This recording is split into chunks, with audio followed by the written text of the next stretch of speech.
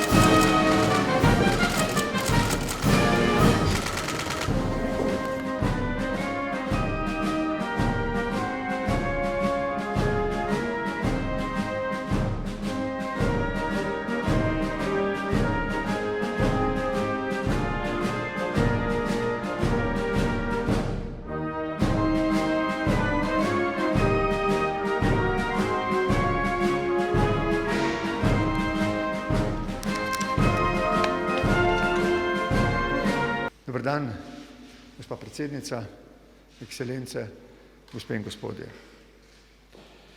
V zares veliko čast mi je, tudi v posebno zadovoljstvo, da lahko na dvodnevnem uradnem obisku pozdravim njeno ekscelenco, predsednico Helenske republike, Katarino Sakeleropulu. Gre za prvi uradni obisk predsednika, predsednice druge države v Republiki Sloveniji potem, ko smo pred več kot letom dni povsem zaprli vrata tovrstnim obiskom. V tem smislu, če smem dodati, vidim ta uradni obisk kot prvo lastovko, ki morda še ni prinesla pomladi, ampak jo zagotovo najavlja. Lastovko pomladi, ko se bomo vsi, Slovenci, Grki, Evropejci, ko se bo cel svet veselil konca pandemije in se bomo znova lahko obiskovali, se pogovarjali, reševali probleme naših ljudi in sanjali o lepi prihodnosti. Naj povem, da še posebej cenimo da se predsednica pri nas mudi zgolj mesec dni potem, ko je Grčija praznovala 200. obletnico. Predsednica se bo spomnila, da sva se takrat prvič srečala po audio-video zvezi. To je bil na nek način povod, da sva se dogovorila za njen obisk v Sloveniji in si takrat še nisva upala napovedati, kdaj se bo to zgodilo, ampak sva si rekla, da čim bo mogoče, ta čas je prišel, na nek način se mi zdi z vašim obiskom, gospa predsednica, napoveduje nov čas naših skupnih prizadevanj za interes obeh narodov, obeh držav, vse Evropske unije in mednarodne skupnosti. Ko sem omenjal 200. obletnico Grčije, moram poudariti, da nas povezuje ustanovitelj te moderne Grčije, Ioannis Kapodistrias, po naše Janez Koprski, ki se je tudi udeležil velikega in pomembnega Ljubljanskega kongresa pred 200 leti. Malo prej sem predsednici pokazal, kje je ta kongres potekal.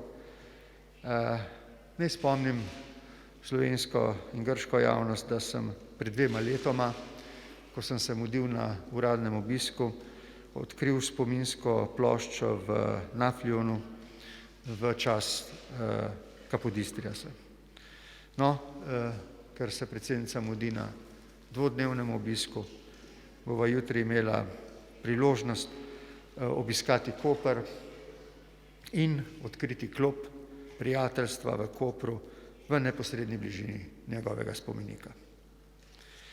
Naši odnosi med Slovenijo in Grčijo imajo torej na nek način dolgo zgodovino in trdne temelje. Z današnjim obiskom predsednice jih želiva okrepiti za prihodnost. Seveda se uvodoma nisva izognila pogovorom o okrevanju po pandemiji COVID-19. Oba sva prepričana, da je treba to okrevanje v čim večji meri izkoristiti za prehod v trajnostni razvoj. Spremeniti moramo odnos do narave, do soljudi in spretneje izkoristiti tehnološke priložnosti za digitalizacijo. Prav na področjih zelenega prehoda in digitalizacije vidiva še veliko priložnosti za sodelovanje med 2 prijateljskima državama, Slovenijo in Grčijo. S predsednico sva precejšen del pogovora namenila Evropski uniji. Ne nazadnje, Slovenija bo v drugi polovici leta predsedovala Svetu Evropske unije. Predsednico so zanimale naše prioritete in kolikor sem lahko razumel iz njenega komentarja, se za prioritetami strinja. Strinjala sva se, da je potrebno glede naše evropske družine še več sodelovanja in solidarnosti, predvsem pa več učinkovitosti evropskih institucij, poleg zdravstvene, nenazadnje, za katero upamo, da se končuje, poleg zdravstvene krize, je tu še seveda obdobje ekonomske negotovosti, marsikje tudi politične. Kljub temu pa gre življenje naprej, bliža se turistična sezona in normalizacija razmer je tako pomembna za Grčijo in za Slovenijo. Pogovarjali so se o nekaterih izrazitejših varnostnih izzivih v evropski soseščini, v razmerah v Sredozemlju, na Zahodnem Balkanu. Vse to so bili predmeti najinega pogovora tako na 4 oči, kot potem med delegacijama. Če vas bo kaj od tega zanimalo več, bom to rade volje povedal. Seveda je grško predsednico zanimalo naše videnje dogodkov v vzhodnem Sredozemlju. Naj poudarim tudi na tej tiskovni konferenci, da je Slovenija obsodila nelegalna dejanja Turčije v tem delu Sredozemlja. Zelo pomemben je dialog in reševanje odprtih vprašanj na miren način. Načelo dobrososedskih odnosov in solidarnosti mora biti v ospredju. Predsednica me je seznanila z razmerami v Grčiji v zvezi s tem in drugimi vprašanji, posebej tudi z nelegalnimi migracijami. Naj proti koncu rečem, da sva posebej govorila o konferenci o evropski prihodnosti. Oba razumeva, da je čas trajanja te konference prekratek, da bi lahko Evropa naredila en velik paradigmatski premik naprej, vendar na voljo je vendarle dovolj časa, da na eni strani pokažemo na eno vizijo prihodnosti razvoja naše skupne družine, po drugi strani pa uberemo tudi zelo pragmatične korake za to, da bi bila ta povezava bolj učinkovita in da bi se lahko narodi, državljanke in državljani bolj zanesli na njo. Naj spomnim na moje mnenje, da bi bilo sijajno, če bi v času slovenskega predsedovanja naredili kakšen korak naprej glede oblikovanja zdravstvene unije. Pred pandemijo o tem nismo posebej razmišljali, zdaj pa se je izkazalo, da je zdravje vendarle seveda najpomembnejša dobrina vseh nas in da bi, ukolikor bi imeli zdravstveno unijo na začetku te krize, prav gotovo lahko Evropa učinkoviteje odgovorila na izzive te pandemije, kot je. Čeprav kolikor in kadar je, se mi zdi, da je utemeljeno in v pravi smeri. Obisk predsednice naposled potrjuje, da ima naše prijateljstvo čvrste temelje. Verjamem, da se bo to prijateljstvo z obiskom predsednice še poglobilo in se veselim najinega osebnega sodelovanja in prijateljstva med obema narodoma in državama. You have the floor.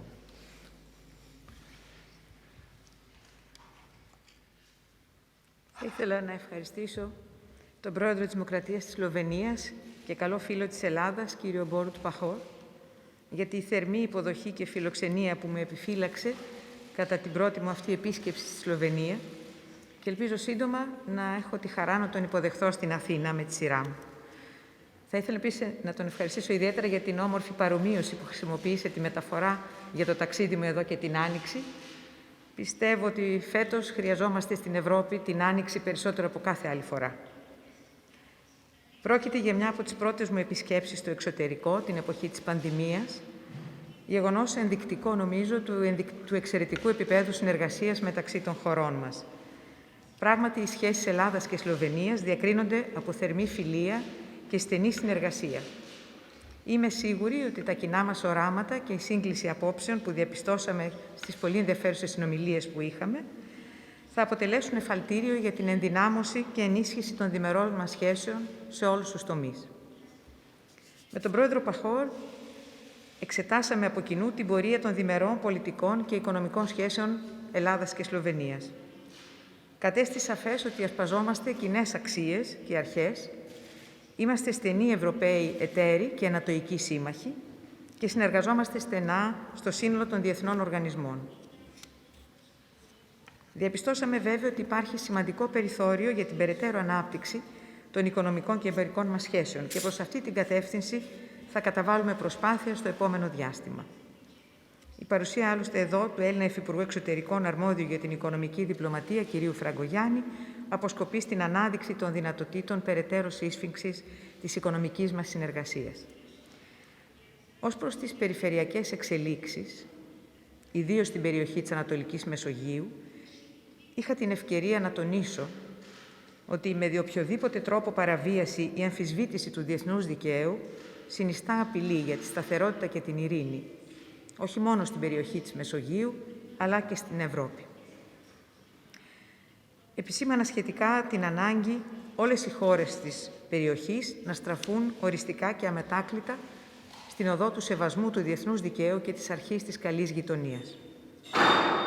Αυτή είναι η μοναδική επιλογή που αρμόζει στις διακρατικές σχέσεις των του 21ου αιώνα, αλλά και σε χώρες που επιθυμούν να προσχωρήσουν στην κοινότητα των λαών που απαρτίζουν την Ευρωπαϊκή Ένωση, όπου οι αρχές αυτές θεωρούνται δεδομένες. Με τον πρόεδρο Παχό δεν θα μπορούσαμε να μην ανταλλάξουμε απόψεις για το μεταναστευτικό. Τονίσαμε την ανάγκη για ευρωπαϊκή αλληλεγγύη και προστασία των ευρωπαϊκών συνόρων, παράλληλα με το σεβασμό στις ανθρωπιστικές αξίες και στο διεθνές δίκαιο. Υπογραμμίσαμε τις ευθύνες των γειτονικών κρατών για την τήρηση των συμπεφωνημένων και αποδοκιμάσαμε κάθε απόπειρα εργαλειοποίησης της ανθρώπινης δυστυχίας των προσφύγων.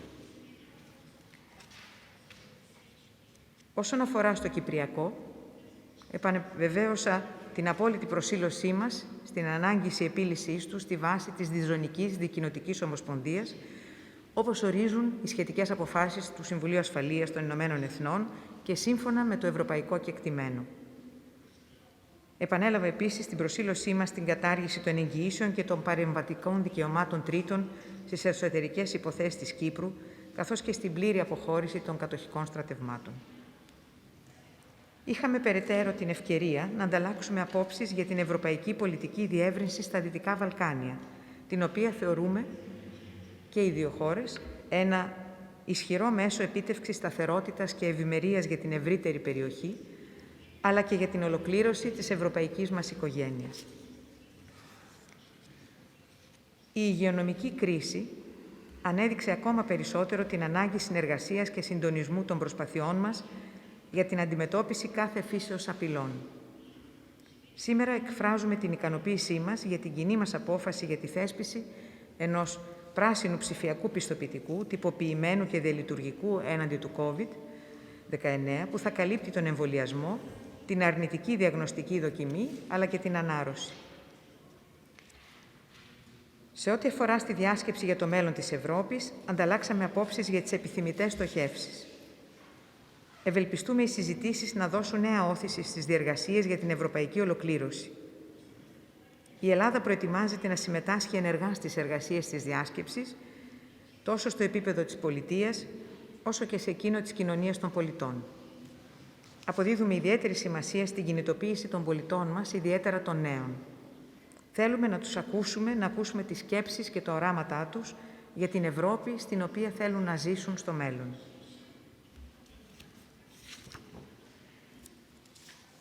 Είχα την ευκαιρία να συγχαρώ τον πρόεδρο Παχόρ για την ανάληψη της Προεδρίας του Συμβουλίου της Ευρωπαϊκής Ένωσης στο δεύτερο εξάμηνο της χρονιάς που διανύουμε. Τον ευχαριστώ για την παρουσίαση των προτεραιοτήτων της Σλοβενικής Προεδρίας, με κύριο μέλημα την οικοδόμηση μιας καλύτερης κοινότητας, ώστε να επιτευχθούν και οι στόχοι ανάπτυξης της Ευρωπαϊκής Ένωσης. Συμφωνούμε ότι οι στόχοι για καλύτερη διαχείριση των υγειονομικών κρίσεων, η ασφάλεια στον κυβερνοχώρο, οι πολιτικές ανάπτυξης και η ενίσχυση της πράσινης οικονομίας είναι πρωταρχικής σημασίας και τον διαβεβαίωσα για την πλήρη στήριξη της χώρας μου και την ετοιμότητά μας για επικοδομητική συνεργασία στους τομείς αυτούς. Ευχαριστώ για άλλη μια φορά θερμά τον Σλοβαίνο Πρόεδρο για την υποδοχή και τη φιλοξενία του. Αδειμονώ και εγώ αύριο να επισκεφθούμε το Κόπερ και είμαι βεβαία ότι η σημερινή μας συνάντηση θα έχει άμεσο και ουσιαστικό αντίκρισμα στην ενίσχυση των εξαιρετικών διμερών μας σχέσεων. Thank you, Mr. President. S predsednico bova vzela nekaj vprašanj, poskušala nam odgovoriti, prosim. Sara Kovač, Slovenska tiskovna agencija. Imamo vprašanje za gospod predsednico. In sicer me zanima, kakšna pričakovanja ima Grčija na področju morebitnih premikov pri migracijah, sploh v EU-ju, sploh v času slovenskega predsedovanja, glede na to, da je tudi to ena od pomembnejših tem, ki se jih bo Slovenija lotevala. Hvala. Ευχαριστώ. Όπως θα γνωρίζετε, η Ελλάδα στο προηγούμενο διάστημα, στα προηγούμενα 5 χρόνια τουλάχιστον, σήκωσε μεγάλο τμήμα του βάρους των μεταναστευτικών ροών, όπως και οι υπόλοιπες χώρες της Νότιας Ευρώπης. Η Ελλάδα το αντιμετώπισε και ως ένα διπλό πρόβλημα, όχι μόνο υπερβολικές ροές, οι οποίες κατέστησαν τα νησιά ιδίως της χώρας αντιμετώπισαν μεγάλα προβλήματα, αλλά είχαμε και το δεύτερο πρόβλημα, την εργαλειοποίηση του μεταναστευτικού εκ μέρους της Τουρκίας. Το είδαμε στον Εύρο, αλλά και στα νησιά. Χάρη στην την κοινή προσπάθεια της Ευρωπαϊκής Ένωσης από τον Ιανουάριο-Φεβρουάριο της περασμένης χρονιάς, του 20, με τη στήριξη όλων των κρατών μελών, με τη Frontex, αλλά και την δυναμική, θα έλεγα, προσπάθεια της χώρας μου, το ζήτημα αυτή τη στιγμή είναι σε έναν τελείπο έλεγχο η κατάσταση. Όμως, αυτό που θέτουμε ως θεσμικά προς την Ευρωπαϊκή Ένωση και αυτό που περιμένουμε, τώρα μάλιστα που έχει κατατεθεί και το νέο σχέδιο για το μεταναστευτικό, προσφυγικό, είναι ακριβώς ότι θα πρέπει η Ευρώπη, όλα τα κράτη-μέλη, να σηκώσουν με κάποιο τρόπο ένα μέρος του βάρους, να υπάρξει δηλαδή απόδειξη της αλληλεγγύης των κρατών μελών μεταξύ τους. Δεν μπορεί μόνο ορισμένα και ειδικά τα κράτη πρώτης υποδοχής να σηκώνουν το συνολικό βάρος. Θα πρέπει να γίνει ο συνδυασμός, να υπάρξει η σταθερότητα και η προστασία των συνόρων, που είναι ευρωπαϊκά τα σύνορα της Ελλάδας στο κομμάτι αυτό, να συνδυαστεί βέβαια με την προστασία των ανθρωπίνων αξιών, γιατί οι άνθρωποι αυτοί είναι δυστυχισμένοι άνθρωποι, οι οποίοι χρειάζονται ανθρωπιστική μεταχείριση. Ταυτόχρονα λοιπόν αυτή η λεπτή ισορροπία θέλουμε να επιτευχθεί. Επίσης, η Τουρκία εδώ και καιρό, επικαλούμενη και την πανδημία, έχει σταματήσει να εφαρμόζει τη διμερή συμφωνία Ευρωπαϊκής Ένωσης Τουρκίας του 2016 για την επιστροφή μεταναστών που κρίνεται ότι δεν μπορούν να παραμείνουν στο ευρωπαϊκό έδαφος και θα πρέπει και να επανέλθει η εφαρμογή αυτής της συμφωνίας. Αυτή είναι η προσδοκία, θα έλεγα, της χώρας μου απέναντι στην Ευρώπη για τη διάρκεια της Προεδρίας που έρχεται επίσης. Καλημέρα, κύριε Πρόεδρε. Ευχαριστώ πολύ για την ερώτηση. Αναλαμβάνετε την Προεδρία της Ευρωπαϊκής Ένωσης σε μια πάρα πολύ κρίσιμη και οικονομικά συγκυρία, γιατί η πανδημία μπορεί να είναι μια υγειονομική κρίση, όμως επιφέρει πολύ σοβαρές οικονομικές επιπτώσεις, κυρίως σε χώρες της Ευρωπαϊκής Ένωσης που οικονομικά ήταν και είναι ασθενείς. Θα ήθελα λοιπόν να σας ρωτήσω αν εσείς προτίθεστε σε αυτή την Προεδρία να διευρύνετε και κυρίως να επιταχύνετε την εκταμίευση των χρημάτων τα οποία η Ευρωπαϊκή Ένωση έχει ήδη αποφασίσει να εκταμιεύσει για να ενισχύσει τις οικονομίες των χωρών οι οποίες έχουν πληγεί ιδιαιτέρως. Ευχαριστώ πολύ.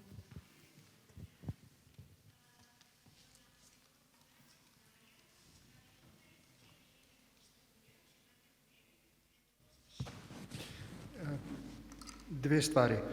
Najprej omenil sem že naše mnenje, prevladujoče, da bi bilo potrebno zlasti v luči izteka zdravstvene krize, ki je še ni konec in je ne bo v celoti, z virusom bo treba znati živeti, oblikovanje zdravstvene unije kot nečesa zelo praktičnega, pa vendarle v kontekstu poglobitve sodelovanja med 27-terico.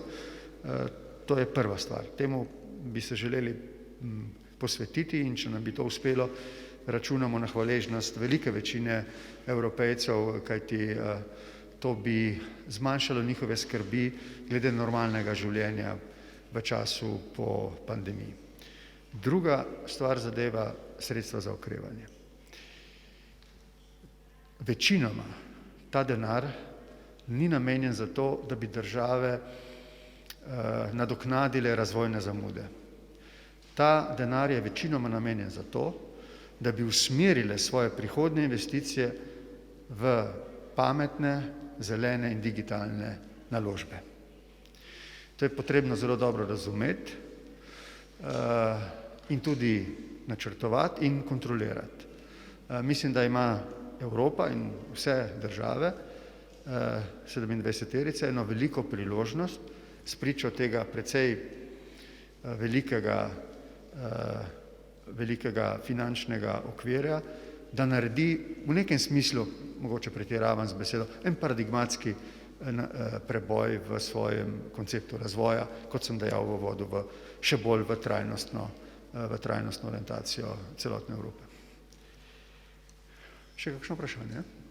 Ja, prosim. lepa. Janez Hočevar, Nova 24 TV. Gospod predsednik, lani smo bili priča povišanim tonom v grško-turških meddržavnih odnosih, še posebej v vzhodnem Sredozemlju, kjer je Turčija v ciprske ozemeljske vode poslala plovilo, ki je preučevalo in iskalo možne energente v spremstvu vojaške ladje. Varnostna situacija oziroma varnostno vprašanje igra v mednarodnih odnosih zelo pomembno vlogo, pa tudi ne nazadnje sta Grčija in Turčija članici zveze NATO. Kaj bi po vašem mnenju morali storiti, da do podobnih napetih situacij v prihodnje ne bi prihajalo? Hvala.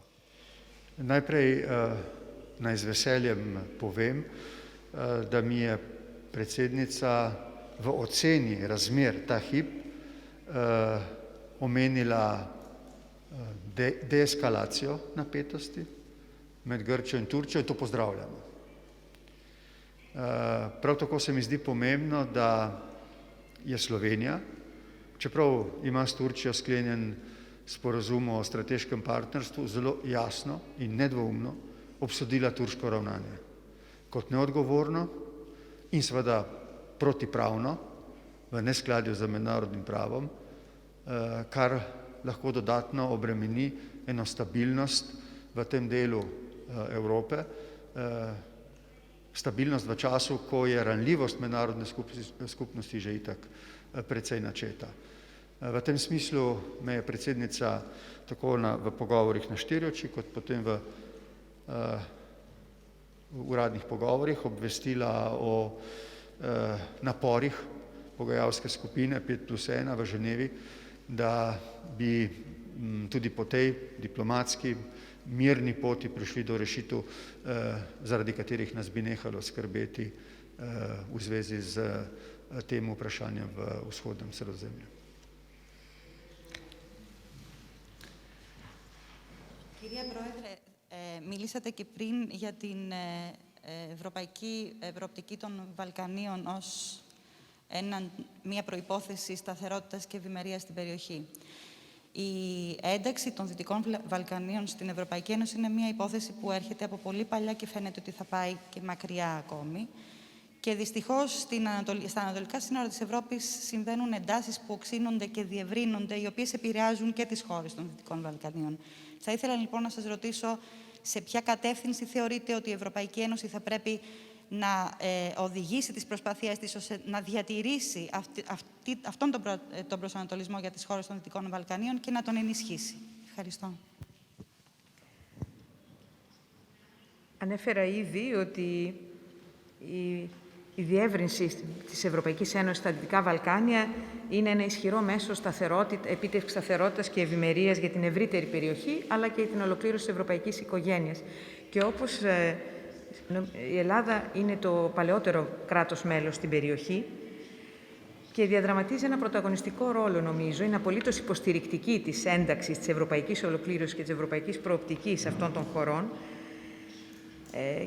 και ενισχύει τις πρωτοβουλίες τους εμπράκτος. Πέρα από τις ανταλλαγές που γίνονται επισκέψεων με ηγέτες και τους υπουργούς των κρατών αυτών, των χωρών αυτών, ήδη με τον πρόεδρο Παχόρ συμφωνήσαμε ότι και με τη Σλοβενική Προεδρία στο δεύτερο εξάμηνο του 2021 θα εντατικοποιήσουμε ακόμη περισσότερο τις κοινές μας προσπάθειες για να συνδράμουμε στις αναγκαίες μεταρρυθμίσεις των χωρών των Δυτικών Βαλκανίων, διότι βεβαίως η ευρωπαϊκή τους προοπτική υποστηρίζεται από όλους μας, τουλάχιστον τους εδώ παρόντες, αλλά είναι απαραίτητο να πληρούν τα κριτήρια και να αποδείξουν έμπρακτα ότι και θεσμικά υιοθετούν απολύτως το πλαίσιο που έχει θέσει η Ευρωπαϊκή Ένωση, το επίπεδο δηλαδή αξιών στις οποίες πιστεύει και υποστηρίζει η Ευρωπαϊκή Ένωση από την ίδρυσή της και τις οποίες στηρίζουμε και όλοι εμείς. Hvala lepa za vašo pozornost. Lep dan želim vsem.